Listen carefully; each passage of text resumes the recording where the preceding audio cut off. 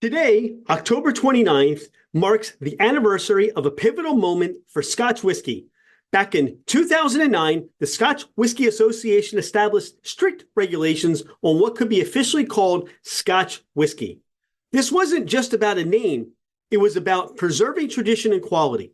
These standards specified that to earn the label Scotch, whiskey must be distilled in Scotland from water and malted barley and aged for at least 3 years in oak barrels. Only two ingredients can be added, water and caramel coloring. And it was on this date in 2013, those rules celebrated their 5th anniversary, with Scotland fully committing to uphold them. This means that every bottle labeled as Scotch whiskey represents time-honored methods and regional heritage, a real testament to quality and authenticity. So here's to a little bit of history and appreciation before we dive into today's podcast. Cheers!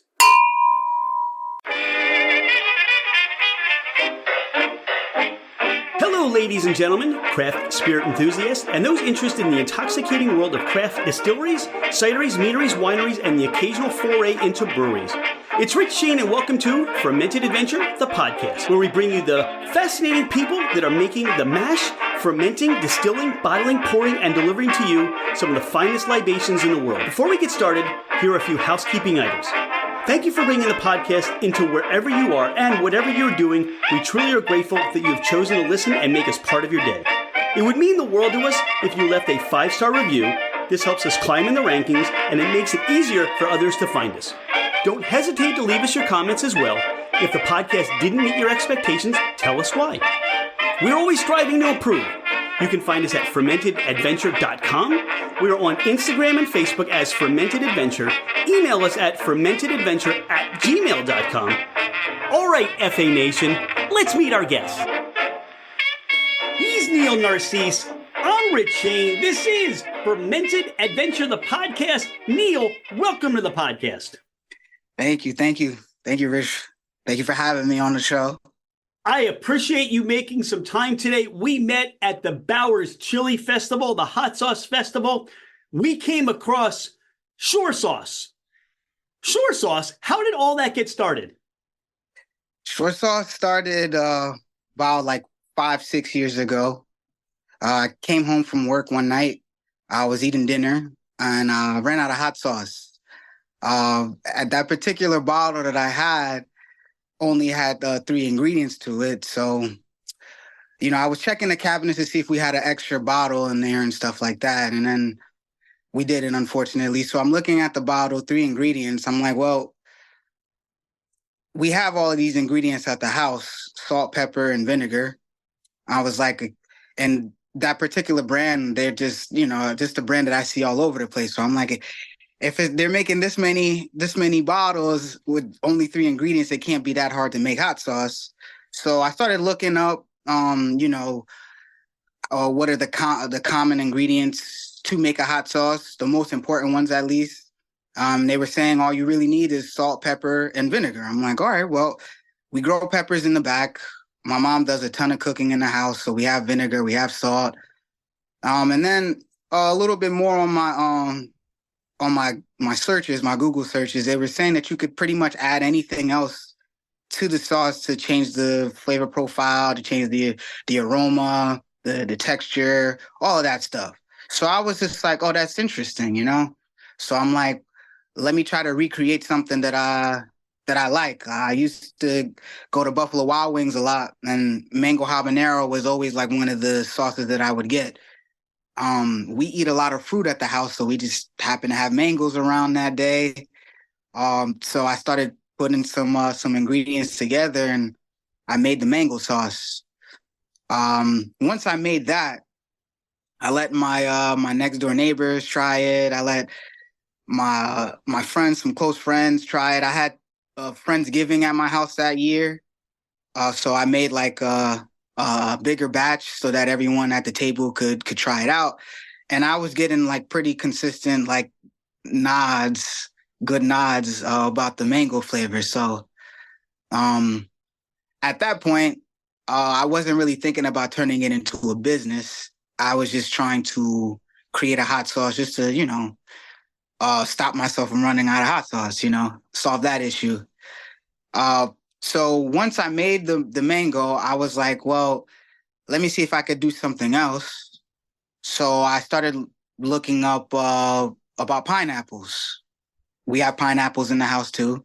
So I was like, at the time, I didn't really know if pineapple hot sauce was a thing. I started like, Google searching again. And I'm like, oh wow, it's actually a thing. Not that many brands were doing it. There's a bunch of brands now that are doing pineapple habanero or using pineapple as like the base or whatever. But at the time there wasn't that many that I saw. I was like, well, if I could make a mango hot sauce, then making a pineapple hot sauce shouldn't be that much different or that much more difficult. So I tried that out. That one I had to tweak a few times to get that recipe down.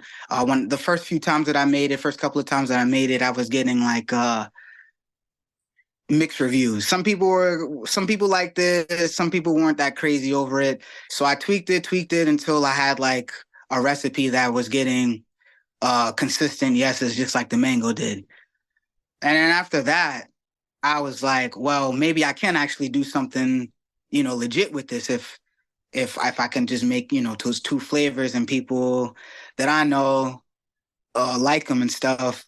So then I started looking more into the industry, the hot sauce industry, started looking at like just everything just related to running a business, running a hot sauce business. And I looked at the numbers, how much the industry brings in a year, how much they were projected to bring in the next 5, 10 years and stuff like that. And the numbers were attractive to me because they said that there was only like a few big brands that only had like a third of the industry, and pretty much all the rest of it was just split up between like independent smaller guys, people like me and stuff like that. So I'm like, well, I'm willing to take my shot. But before I could like launch officially, I felt like I needed more of like a neutral flavor, something that wasn't like fruit based, because I know a lot of people don't like sweet and spicy sauces, or if people are allergic to mangoes. I know a few people that are allergic to mangoes, a few people that are allergic to pineapples and stuff like that. Um, just looking for like a more good all around sauce, really. So that's when I started working on the sunset flavor. That one actually took me the longest to make. I had like 4 or 5 recipes that didn't make the cut, but I decided on that one. And sunset is the popular flavor. Neil, what you described in a lot of ways is many people's journey, no matter what they're making, whether it's hot sauce or distilled spirits or Right. cookies. It's a lot of the components that you outlined. Had you not run out of hot sauce that day, would we be talking about shore sauce? Who knows? Who knows? It's like the stars aligned that day. It was like a blessing in disguise. It was serendipitous. Have you always been entrepreneurial? Does your family or are there people that influence you? Have they started businesses? Did you learn that, or is this just something that you have a skill to demonstrate and launch and take a hot sauce brand and share it with the world? So actually, I would say that I've always had an interest in business, watching brands grow and just anything business. I always had an interest in it. I went to Brookdale Community College, just a college nearby, and I graduated there with a degree in business administration. Um, as far as influences, I've had like you know, just people that I know, not necessarily family members. I did have a family member that ran a restaurant when I was younger, but I was too young to actually remember, what was going on and all of that stuff. But um, the people that I used to work for, I used to work on Asbury Park Boardwalk, for an Italian ice shop, and the people that I worked for, they were pretty cool. I'm actually still in contact with them today. They were kind of the first people that I seen that were like, doing their own thing and actually happy about it. And, since I'm working in the store, like I have a different perspective on, how well things are going for the store and stuff like that. So, that I always, once I started working there, I always knew for sure like that solidified it that like, yeah, at some point I want to, do something for myself because, it's just, I just think it's cool. You creating something out of nothing. And you're watching it grow. You put all your time, your energy, and you're just watching it grow. It's like a plant. Shore sauce. You're from Asbury Park or in that area, but how did Yes. you come up with the name? Were there a lot of other names, or was this like right off the bat? People were tasting your habanero mango sauce and like, this is shore sauce, Neil. So once I got the sunset recipe down, then I started like moving forward with everything that I needed to do to be official. Um I made a list of a few names that I could have gone with. And I honestly just took a vote. I asked like, the same people who were the first to try out the sauces and stuff like that. A couple other people who might not even necessarily like hot sauce and stuff like that, but their opinions still matter to me.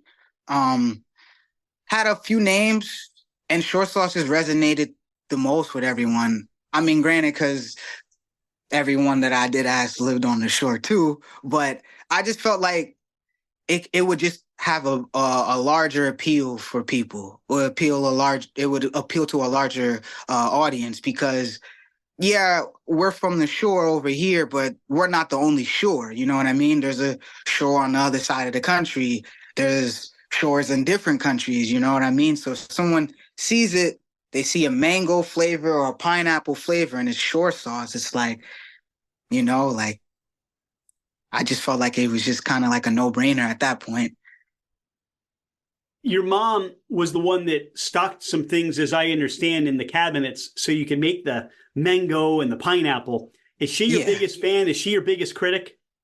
Yeah, but she likes spicy just as I do, just as much as I do. So it's like, she's always usually the first person to try something new when I'm, working on some new recipes and stuff like that. But she likes everything that I do. So I have to keep asking other people, but she definitely is a big support.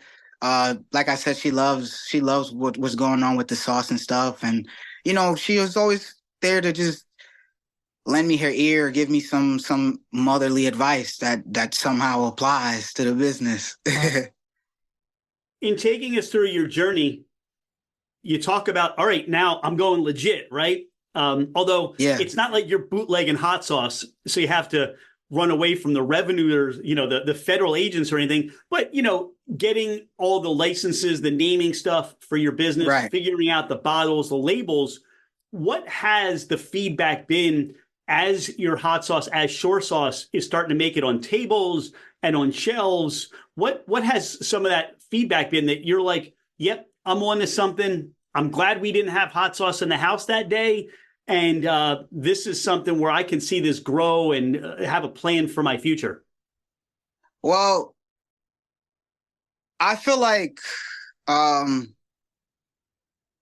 when I made the sunset flavor, the yeses were way more than that I was getting for the mango and the pineapple.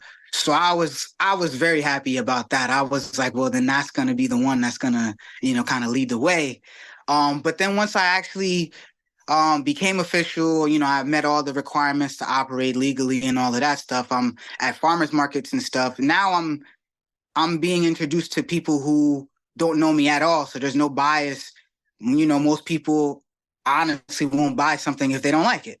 But now people are coming up to the tables, they're sampling, and I've heard all types of things that just motivate me to keep going. I mean, one big thing that I like, well, that I've heard people say is, I've tasted a bunch of hot sauces before, and this one is my favorite one.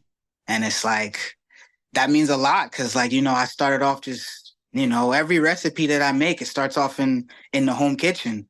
And like, just the very beginning of it, I was just, making something just to solve a personal issue, but now it's like I'm introducing it to the world pretty much, and people are taking a liking to it. We've teased this a couple of times. You've talked about your sunset. I haven't opened this, or I haven't had any of this. I wanted to save it for the podcast so that we can share this together and do a little nose and tasting of it. I just, there's so many things that this reminds me of when I nose this. And what is really valuable for me right now is I haven't had any hot sauce. So at the Bowers Festival, you're going through a lot of tables and a lot of hot sauce. Yeah, it's only so many that you can reach. Yeah, and your taste buds are now altered. Your nose is now altered, and we talked about before the podcast. It was a rainy, cold day for that Sunday, so in a lot of ways, we were really trying to get all the enjoyment out of the day.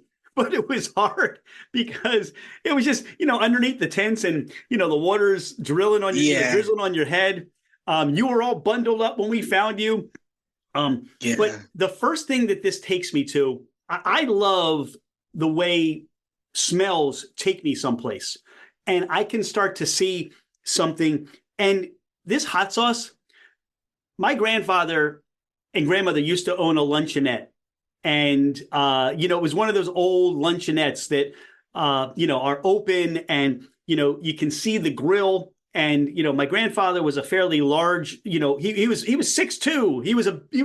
He presented himself, but he's back there and he's hand slicing meats. But what happened with me here is this smell took me back to my childhood. The moment I opened that door, I smell the luncheonette. I smell something in here. And the first thing I want to do is I want to sit down with some scrambled eggs and some bacon. But there are so many different utilizations for this hot sauce. And if this is your flagship, this is the one where you say, you know what? We need to approach those that are used to the simple, basic ingredient hot sauces, right? But this isn't simple and this isn't basic. We talked in the beginning, there's personality here. For sure. Shore Sauce is saying, I got personality. Pick up a bottle and use it on all your favorite foods. Yeah. Another thing that I heard someone say was that the flavors are so unique, but there's still a sense of familiarity with them. And I thought that was like one of the best compliments that I've heard too, because it's, I try to keep them simple, but not too simple, but, like definitely want them to be unique. Like that Sunset doesn't have that many ingredients to it compared to the other flavors, but I tried my best to just balance all the ratios to make sure it just strikes the right profile. I have a couple questions. I just tasted this as you were sharing that. There's a sweetness to this. You get the lime. But I'll tell you what, I love the olive oil component to this.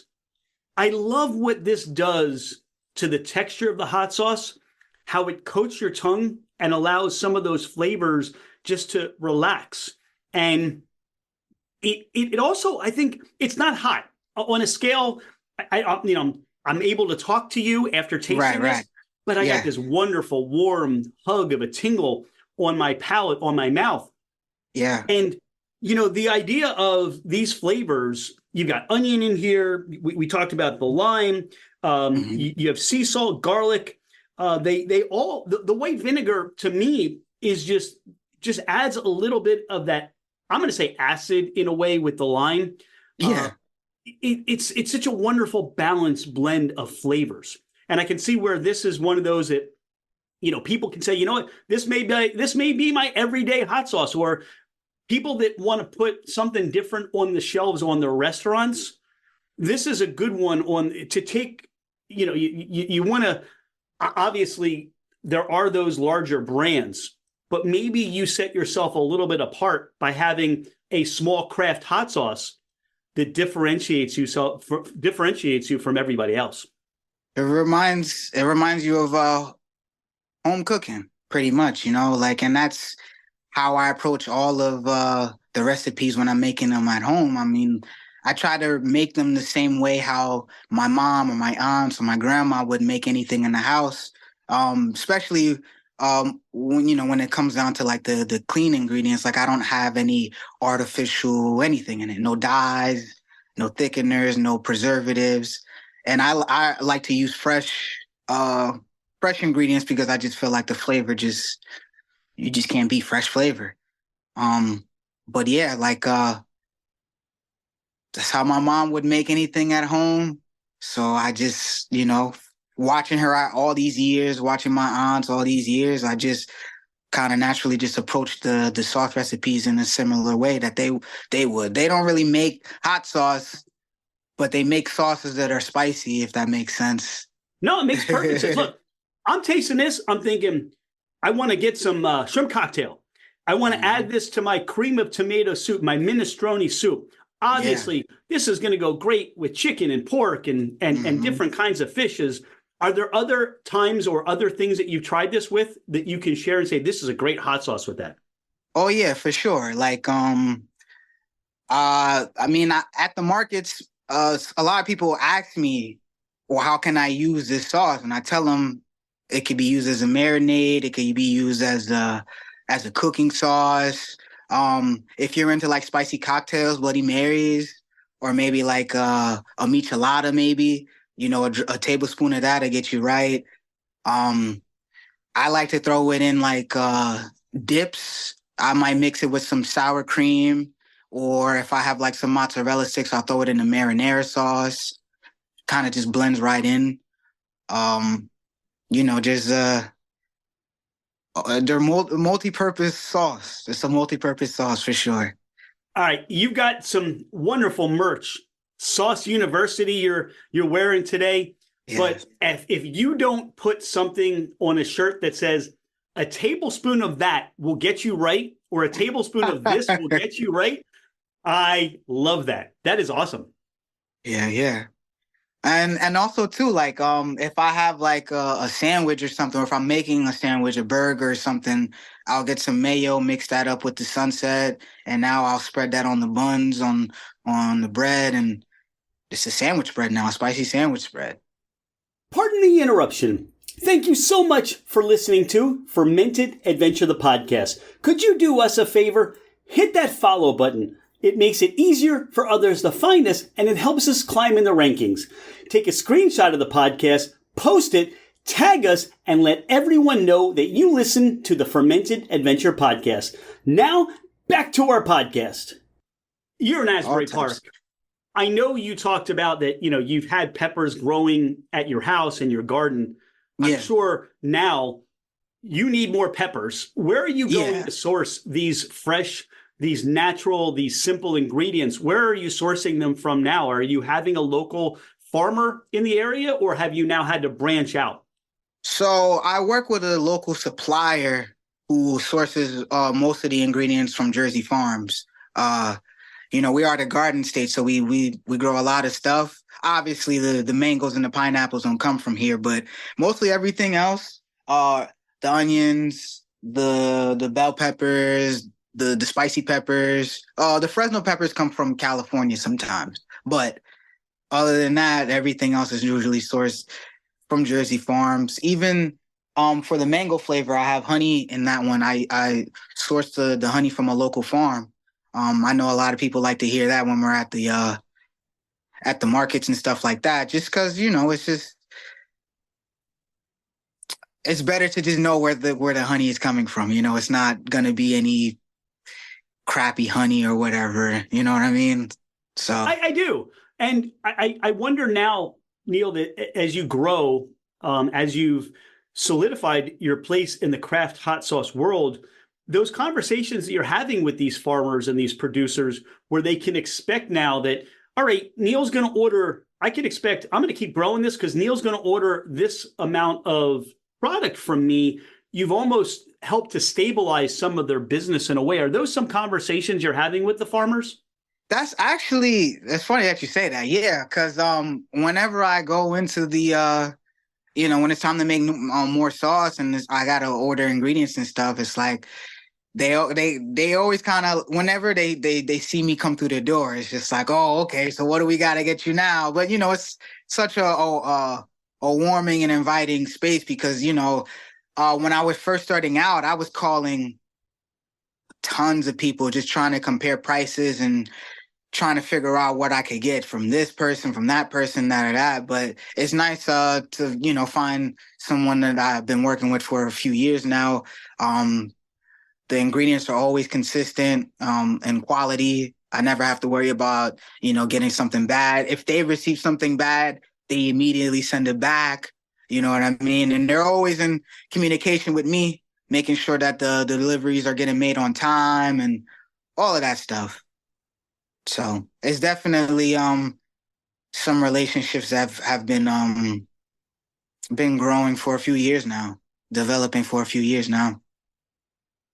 And you continue to solidify those relationships. Like you said, if you start to have some ideas, you're going right to these sources and they're going to give you the best products you can find.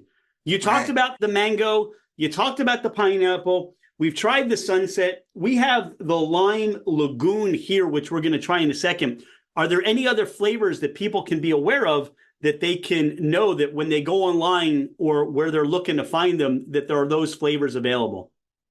Yeah, so mango, pineapple, sunset, sunrise came next. This one is Scotch bonnets, habaneros, orange peel orange juice. And this one is also no sugar added. It's lightly sweetened with monk fruit. And the lime lagoon is the latest flavor that I've released. That one I would say is more like Caribbean meets Mexican Verde. Again, you're taking me places. You're taking me to, and for some reason I'm blanking on this, but there's a great Mexican style restaurant right in Asbury Park where they do tacos. They have those benches outside. I don't know why I'm drawing a blank on the name. Oh, you're talking about Loteria. All right. Thank you for helping me because I knew you would know. Yeah. Right now, you took me to one of those benches. I'm outside. The tacos just arrived, and I can't wait. This line, this wonderful. There's that earthiness from the pepper. There's so much going on here. This character that you're transporting me places. I'm going to call you the hot sauce travel agent because you're taking me places, man. Yeah, I appreciate that. So Lagoon. I mean, why the Lagoon?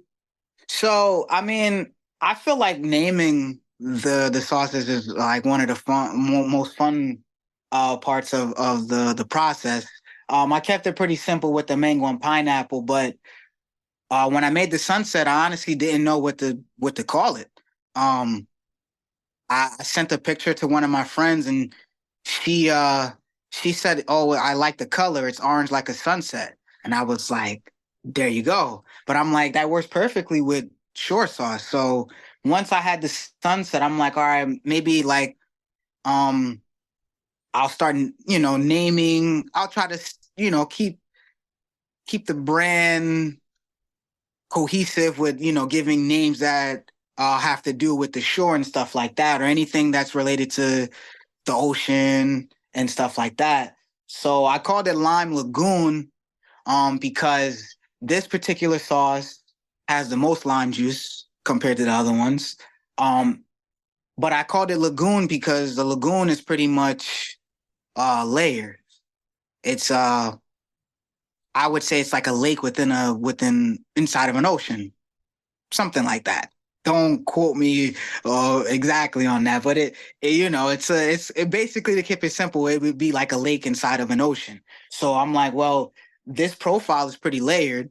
It's not fruit based like the mango and the pineapple, so I couldn't just leave it at lime. I felt like Lime Lagoon, I think the name is just cool. It attracts people. It makes, well, what's in this? What's this one about?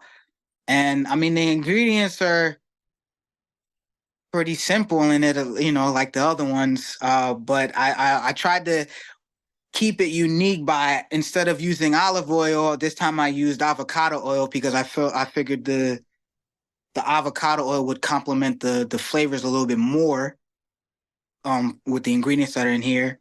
And I tried something else, coriander seed. I actually toast the coriander seed before they all get cooked and blended with all the other stuff. So that's what keeps it unique, I think.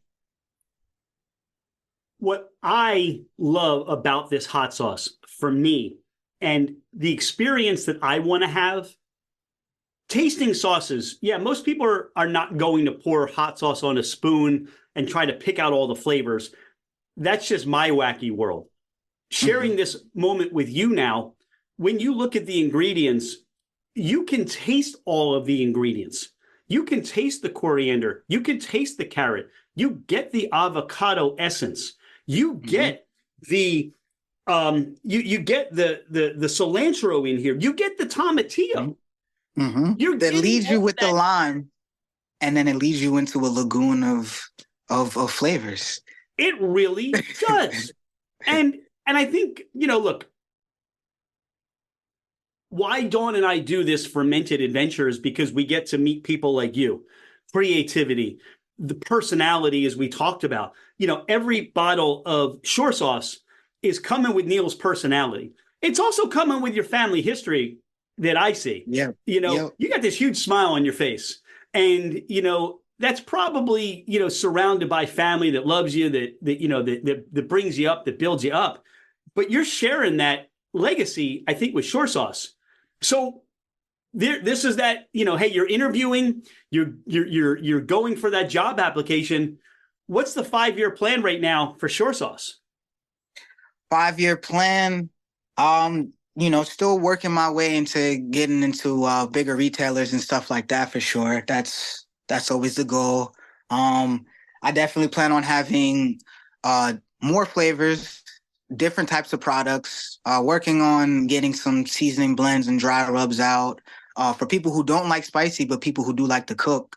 That's an option that I can give them because there's a bunch of people who, when I'm at farmers markets, especially, they'll come up to the table because they're attracted to just how the bottles are just sitting on the shelves. But then when they come up and they actually see, oh, this is a hot sauce. Oh, I don't like spicy. Okay, but now I'm starting to ask, well, do you do a lot of cooking at home? Yes. Okay, well, I might have something that you might be interested in, something that'll just, help the process of cooking, instead of having to pick out all these individual ingredients and trying to, put them in. I just have a blend already pre-made and it'll be consistent, for everything. Um, that I have bigger sizes that I released this year for the popular flavors. Sunset and pineapple. Sunset's number one, pineapple's right behind it. People have been asking for bigger sizes for a while. I'm happy I finally had a chance to get them out.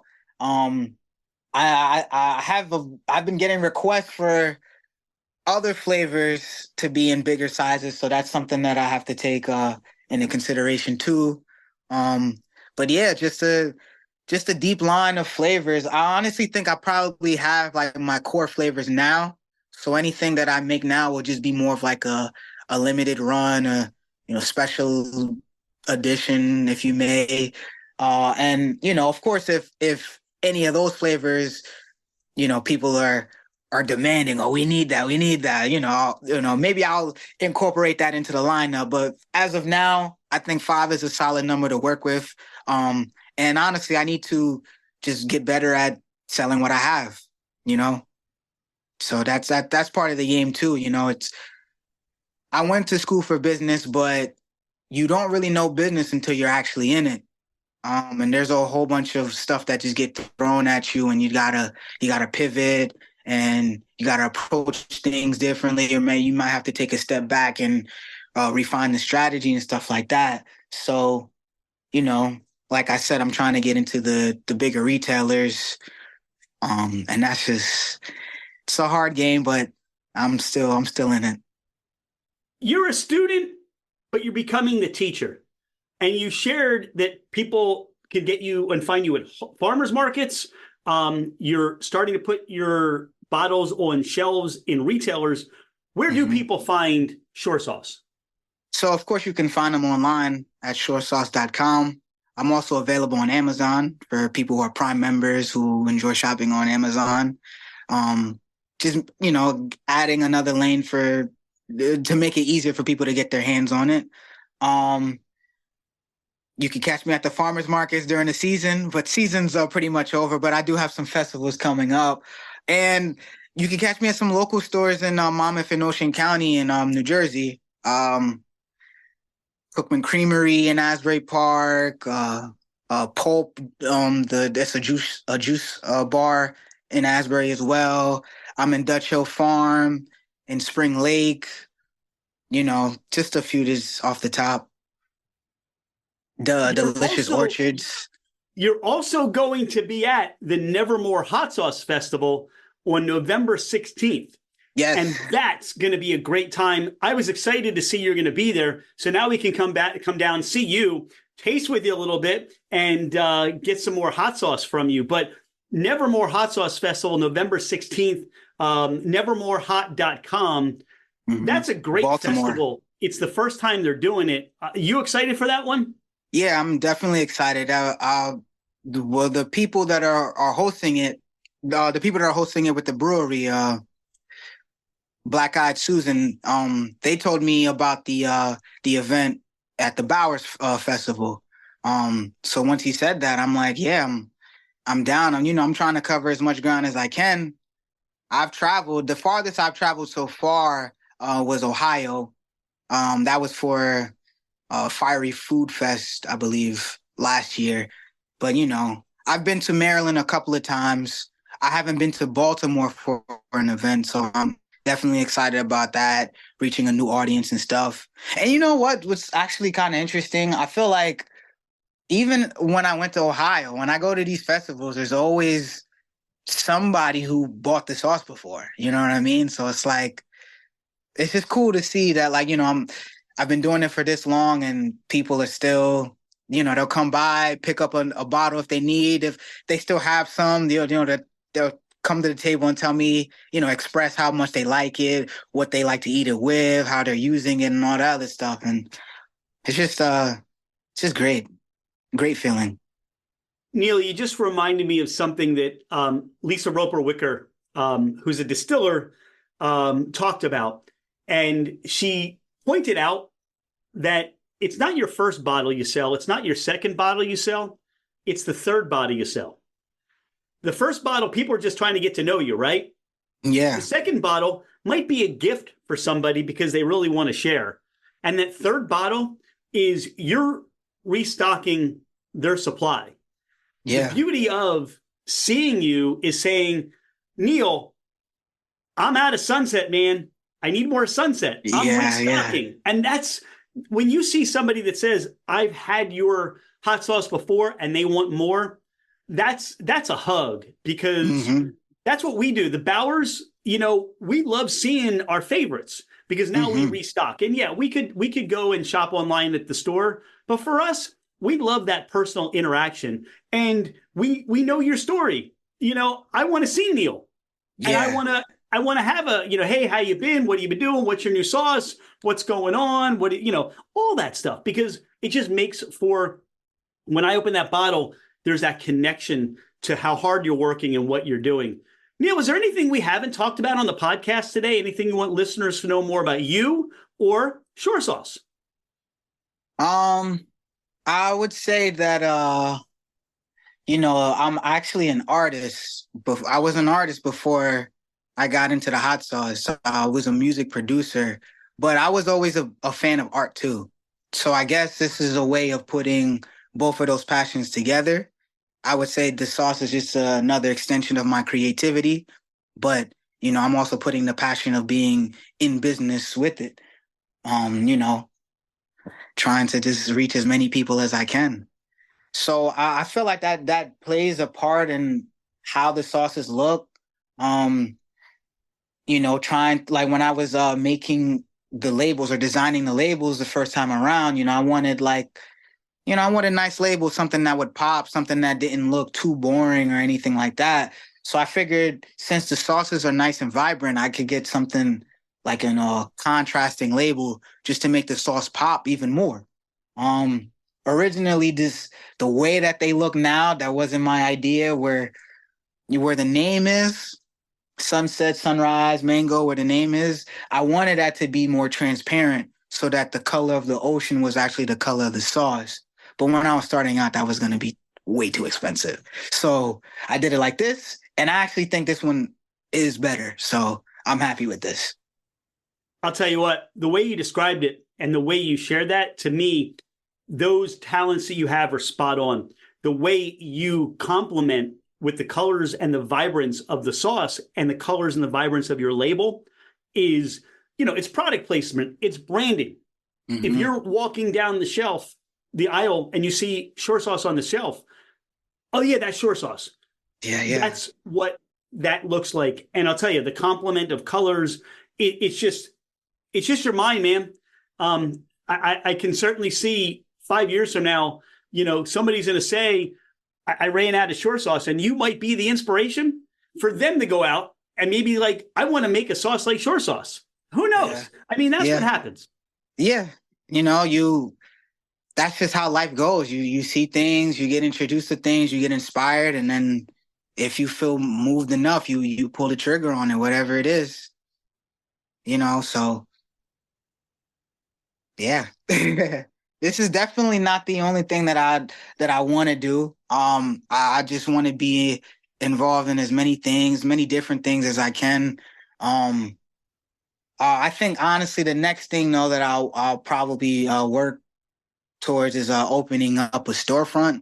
And a lot of people, when they first meet me at events, markets, whatever, they'll ask me if I have a storefront, but I tell them I'm just online right now. But I feel like a storefront could do more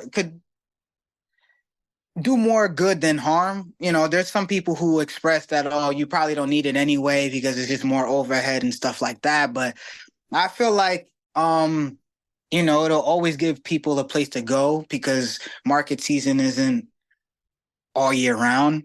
Even Right. though I am in retailers, there's some people who would probably just like to come and get it from me directly. Also the storefront would give me more of a home base, a headquarters to work out of. And it would probably just be able to expand my capabilities a little bit too. So that's that. I'd also eventually like to have, like a restaurant or something where I could incorporate all of these recipes into the menu and stuff like that. I can see all that happening, Neil. I can't wait to come to your store. I can't wait to enjoy the food of your restaurant. I can't wait to continue to really enjoy your talents through this hot sauce right now. Thank you so much for being a friend of Fermented Adventure. Can't wait to see Yeah. you at Nevermore Hot. And make sure you check out Neil's website. What is that so people can order? Yes, it's shoresauce.com. The website has all the flavors available, has both sizes for the sunset and the pineapple, and I have some bundle deals on there as well. You can build your own 3 boxes, or there's a deal if you wanted to get one of each. So there's that. I'm also people who love shopping on Amazon. I'm on Amazon as well. Just type in short sauce, I'll pop up. Gotta be a little bit more strict on the prices on Amazon because we all know how Amazon is and stuff. But That's a perfect way to leave the podcast. Neil. Thank you so much today. I love talking. I can't wait to see you again and have an awesome day. Thank you. Enjoy Cheers. yours. Have a safe day. Thank you. Thank you.